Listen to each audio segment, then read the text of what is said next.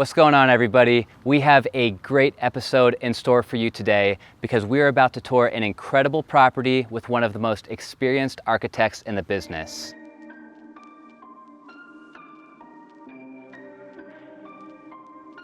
You can see behind me that this is a formal Mediterranean-style home, which is about as timeless as you can get.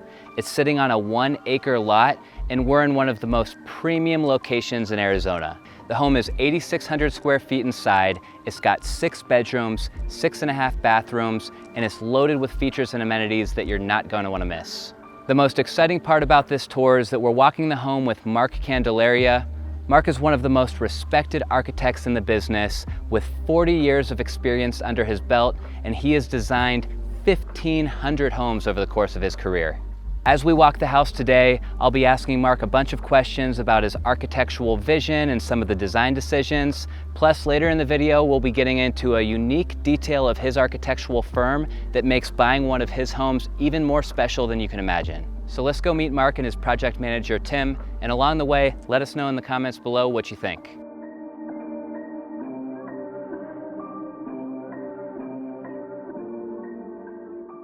Okay, so before we head inside and check out this amazing residence, we're here with Mark and Tim. If you guys could just give a quick introduction and bio. Sure, I'm Mark Candelaria. I'm the architect of this beautiful home.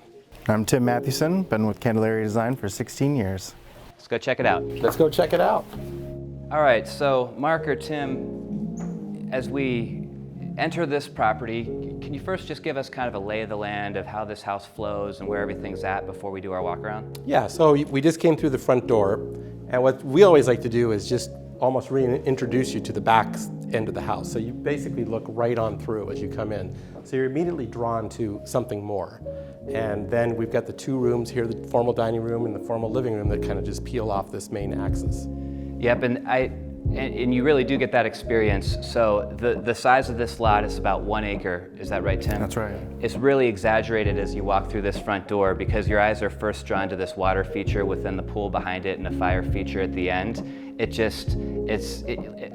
I've heard you say in previous podcasts and interviews, that's the goal, is to, as soon as you leave the outside and come inside, you're drawn right back out, and I love that. And we're always trying to keep things on some type of mathematical axial relationship. So here you can see this relates all the way down with the reflecting pool and the fireplace. But then on this cross axis, you get this dining room perfectly aligned with the living room and the fireplace here. Yep. So there's always a visual cue that works mathematically with our houses.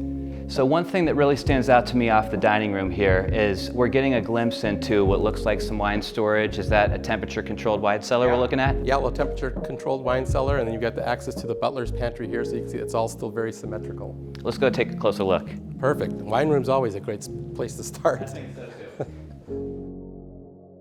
This room, guys, is already impressive, and I just think it goes to show the level of detail and intricacies that you guys put into your work. Can you share with us how much of this is the architect's responsibility versus the designer's responsibility? I know that you guys are in partnership the whole way, but a lot of these decisions, is this something that we give credit to the designer for? Absolutely. April was key in making a lot of these style decisions, but it's discussed early on in the planning stages. We're in the butler's pantry, the wine room is right behind you, and this particular house has a spice kitchen, which we'll get into later. That's right off of the main kitchen. But we have this butler's pantry as a way to bring the food into the dining room and to kind of keep the clutter away from the guests and to just make the house function really well. So I think you alluded to a spice room. I think we need to go check that out. That's not something that you see in your everyday house. And then after that, we can head over to the west wing of the house where I know we have the master suite and the study.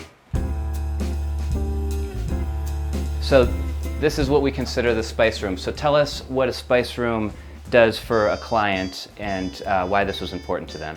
Well, these clients in particular cook with a lot of spices, and in their experience, later that night or the next morning, maybe you don't want to still smell those same spices from the night before. So this room that we're in right now has its own air conditioning, so it circulates just this air, filters it. It doesn't take this air and distribute it anywhere else in the house. So we've got doors and windows that can get you nice fresh air in here, but this room is kind of sealed off from the rest of the house. Wow. And I wish that you guys could pick up on the scent that I'm picking up on in this room. I don't know what spice that is, but it smells really good. Smells really good. Well, I'm really happy to see one of our Candelaria designed pasta makers over here. So we designed these a few years ago, and it's always fun to wander in some of our clients' kitchens and see our little pasta maker in here. So that's inspired from our trips to Italy and our tours that we do every year. And so this is a perfect time to talk about that. I was wanting to ask you about your Candelaria design tours. So I know that's something very unique to your firm that you offer.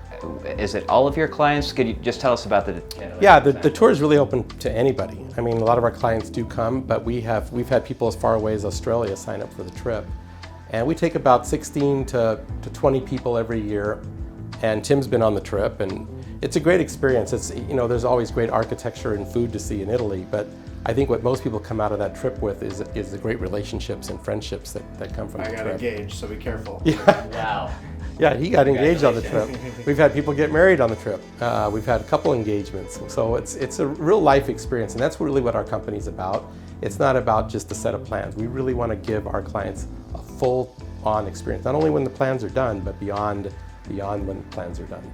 I love that, and that's so unique, and it's not something that you hear about that other firms offer. And you know, I'm sure there are a lot of great other architects out there in the business who offer their own flavor of this, but I just love that that's something that you guys do and that you offer your clients. It's really special. Thank you. Well, it's just built that relationship that we've seen. You know, a set of plans might take 2 or 3 years to do, but then I've got contacts with these clients for 20, 30, 40 years now, and that's what makes it fulfilling. They become friends. They become friends. Yeah. Yep.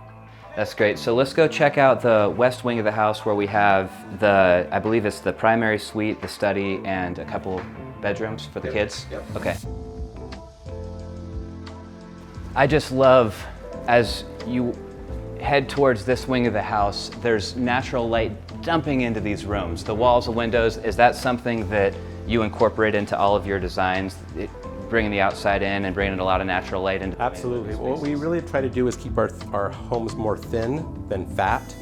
I wish I could do the same thing, but I'm working on that.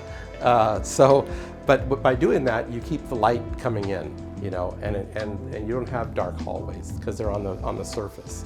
Yeah. So we're always working on bringing the light, connecting the indoors to the outdoors. And one thing I'll compliment, maybe you can speak to, is what I find myself feeling in here is really cozy and comfortable, even though this is a really large home. The proportions are all done really nicely. We spent a lot of time on the ceilings and the scale and size of the rooms. I mean, it's a big part of the whole design. I always call the ceilings the heaven of the house. Yeah. And so we spent a lot of time debating the heights and what's the right scale for these spaces, just as you said. And everything goes into the making of that, the height of the windows, the heights of the doors, the heights of how's the furniture relating, all these things. Then what's the next room? You want to tell a story as you proceed through the spaces. So you really want to, it's like music. You want to crescendo, decrescendo, it's the same exact thing. Yep, yeah, and you can feel it as you walk through this house. Yep. All right, let's go check out the primary suite. So in here, guys, what stands out to me as someone who's experiencing one of your homes for the first time is immediate access to the outdoors on either side of the bedrooms. We have a courtyard over here and access to the pool and that water feature we looked at earlier. Is that something that you incorporate into most of your homes? Absolutely. Lots of natural light, but the ability to black them out if you want. And then the views, of course we have to talk about the views. So this lot is situated in such a way where the views are unobstructed, and for anyone who does not live in Arizona, we're all kind of mountain worshipers around here. Your clients, I know, have a ton of influence when it comes to the lot that they choose. A big part of that is walking in the lot and making sure that these views like this can be capitalized on from day one before you even break ground. Sure, you want to inventory the attributes and the amenities and try and punch them up wherever you can. And what we do is once we have a conceptual design, very early on in the process, we'll come out here and we'll stake the entire footprint, and we'll bring scaffolding like for the second floor and show people what your views are going to be before we really finalize the design. Because a lot of times we'll discover that there's a lot of things we can adjust and move in that early part of the process, and you only have one shot to get it right. So we really want to take a lot of time to design and think about all the attributes, the views, the sunlight, how you move through the property. So we do a lot of extra steps. It's a simple step, but it's so important. Yeah, you only, like say, you have one shot to do it right. So take the time to do it right. Everyone wants to rush through the process to build, but if you don't build it right, what have you accomplished? So I tell people, take the extra couple months to really go through all these great steps that we've, developed over 40 years of doing this. We know what the recipe is. Let us cook it for you, and it's going to be perfect. So I commented on this bathroom as we walked it earlier with your daughter, that this bathroom's probably bigger than my bedroom, actually. It's massive, and so there's so much to talk about here. But you're drawn to the focal point of the room is the shower. That must have been important to the client and something that they wanted with the tub in front of it. You guys want to just talk to us a little bit about this detail and focal point? Well, it often goes to the lady of the house to design what this kind of space is, but we want to give equal share. So he has his side and she has hers, but we're always trying to make sure that both of the owners of the home get exactly what they want in their own retreat. Everybody needs to be happy, of course. And so there's a few doors here. So it looks like, is this his and her closets behind us? Is that what we're looking at? Okay. So we'll leave that one alone. It looks like that might be off limits today, but let's go check out this closet and some of the details in here. It's a great space. And to put a chandelier in the closet really makes a statement. Every time I see that, you got to have a little bling, especially in the ladies' closet. Now this one, everything's behind doors, which a lot of people do. A lot of closets we'll do glass, so you can still see what's behind the doors. But everybody's different, But we're doing more and more closets that are really furniture grade, and so it doesn't feel so much like a closet as it does like you're in, the Neiman Marcus or something. Yeah, you feel like you're in a boutique. Yep, exactly. I agree. I'd like to hear about the tech that you're incorporating into your home nowadays. How important is that to clients to have what they call a smart home and have everything kind of automated? Is that something that, my question really is more around, is that more of a marketing thing for realtors, or is that something that you find that your clients really do care about? What we do the most is the infrastructure. Okay. And we have all that stuff in place when the walls are open because it's so easy to run those wires. Technology changes so quickly that it's hard to keep up and plan for a home that you want to stick around for a long, long time. The technology is going to turn over several times. So you just try and have the bones in place for them to upgrade when the time comes. Yeah. What features is this home outfitted with from a technology standpoint? Well, we run every kind of wire that is kind of the latest, Cat 5, Cat 6, those types of things are all in the wire, in the walls, but making preparations. But most things are going wireless these days. Yeah, that'll make it easier from a construction standpoint for sure.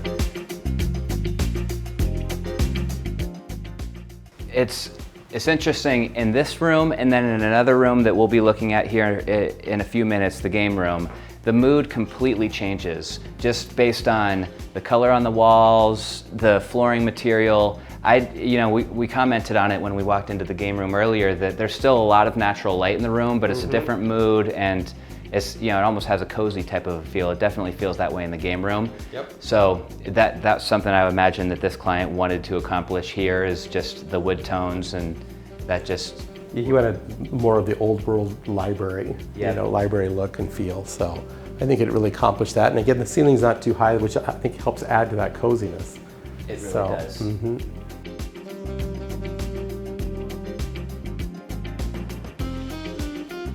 This kind of kids' quarters that we're standing in, you want to tell us a little bit more about this and how important this is to many of the people, the clients that you work with? Yeah, I mean, just like I was saying earlier, you've got that kind of hub space here between these bedrooms that the kids can do a Zoom call or a class or do their video games or whatever they want to do. This is their own little hangout.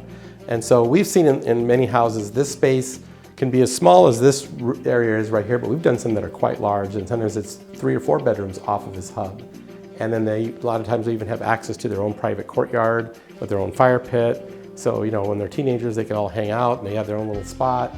And we plan for the future. This might be a playroom because the kids are young, but we show the clients, when they get older, this can be the study room, and then this can be the library, and this can be the hangout space, and it can fulfill a lot of functions that aren't the main living room. So we can kind of remove the noise and the clutter from the owner. Yeah, and Tim brings up a really good point. I think a lot of people tend to design for a point in time in their life, and they don't think about the life cycle and how fast time goes by. And in doing this over 40 years, I've really seen how spaces get reused or reimagined later as kids grow up, kids become teenagers, kids go off to college, kids come back with their wives, with grandkids. I mean, these spaces go through a whole bunch of ebbs and flows in how they're used. And so it's really great when we can bring that experience and knowledge to our clients to, hey, let's think 5, 10 years down the road, because we all know how fast 5, 10 years go by. So let's go over now to the other wing of the house where we have the kitchen and the game room and the dining room. Okay, great. We try to make the transition between rooms very exciting. Yeah. You know, so it's part of the whole experience. And like when you come here, you come to this beautiful stair tower that's very, very elegant, and you know, it just leads more intrigue. Well, where does that go? So what do we have here at the top of the stairs? Well, we've got a guest bedroom upstairs, but we also have an exercise room, and we position that exercise room kind of strategically because it's on the second floor and it's got an amazing view up to the north that we should check out later.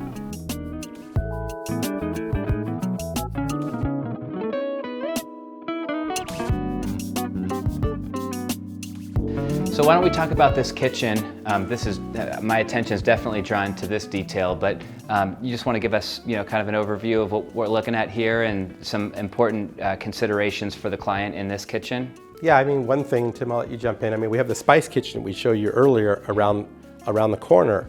So that's also, just because it's called a spice kitchen in this instance, we're doing more and more what we call back kitchens or catering kitchens in our houses. This kitchen is kind of a showcase, okay? Yeah. But the work can be done back there. You keep this absolutely beautiful.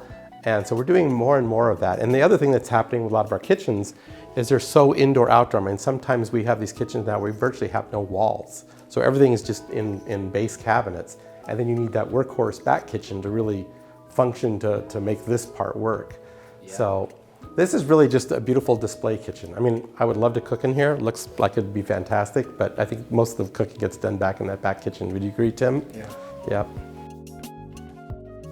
This is probably where the clients spend most of their time, and I noticed this right off the kitchen. You know, I think something that you hear a lot with design considerations is that the island of the home is sort of where everyone gravitates to. And are you finding that that's still the case? Oh yeah, I always say that all the time. No matter what. No matter how big the house is, they will find that island no matter what. I mean, people are like ants. They go right to where the food is. Yep. So that's why you put a big island and it's right off the main living space. And this, what's nice about this space too is with the dining table there, the island there, and then all this furniture, this would be a comfortable place for the owners to sit down here and watch a movie by themselves or with their kids, or they could entertain 15 friends in here. Sure, and then these all open up. When the weather's nice, like it is most of the time, you open this up and you're living indoor and outdoor. Okay, so now we're out here behind that window that you see as soon as you walk through the front door, standing right next to this incredible water feature that is so relaxing. Water features, I would imagine, is something that most clients want in their courtyard or in their outdoor space just because of the vibe that it gives you, right? So Mark, I've been following your work for a while, and one thing I've always loved and appreciated is the fact that you hand draw a lot of your work before probably moving it into a program like CAD. So for myself and for the viewers, can you share with us what that part of the design process looks like, and just the fact that you're hand drawing, why you're still doing it that way, and you know? I mean, I learned how to draw as a kid, and it's just one of those things that, again, my mentor, George Christian, was so good at. He would draw upside down to the clients. And I've done it a few times. Tim's seen me do it. And it's just one of those things that I always call it the architainment factor. You know, people are sitting there, they're talking, and all of a sudden you throw a sketch at them and they go, oh my God, that's exactly what I'm thinking, you know. They don't have to wait. They don't have to wait to put it in CAD. So you're capturing that energy immediately. Yeah. And that's what I love about sketching. And then you can change it. I pull white out and just, you know, it just morphs organically. And so I found it to be a great tool, not only with a client in the studio, but out in the field with framers, and you know, they're up there, it's 120 million degrees and they want to get a quick idea, sketch on a 2x4. We got it, we're done. You come out the next day, it's done, you know. So sketching to me is just a real important part of the word architecture is art and technology.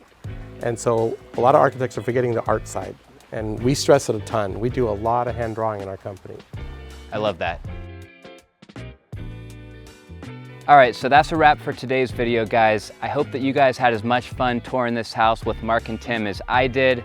Huge shout out to both of them for taking time out of their busy day for this tour with us. And I'd like to give some recognition as well to the designer of this home. Her name is Avril and her company is Avril Interiors, and the builder Allen Companies. Mark or Tim, do you guys have anything that you would like to say before we completely wrap here today? Well, just a big thank you to these clients who open up their doors and let us have a look. We always love coming back, and they usually say yes when you bring paella. Yeah.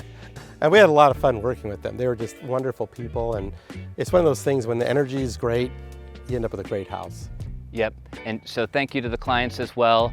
Make sure to hit the like button down below if you enjoyed the video today, guys. And don't forget to click subscribe if you'd like to see more house tours like this in the future, because I'm putting out new videos every week. But that's all I have for you this week. Thank you so much for watching. Until next time.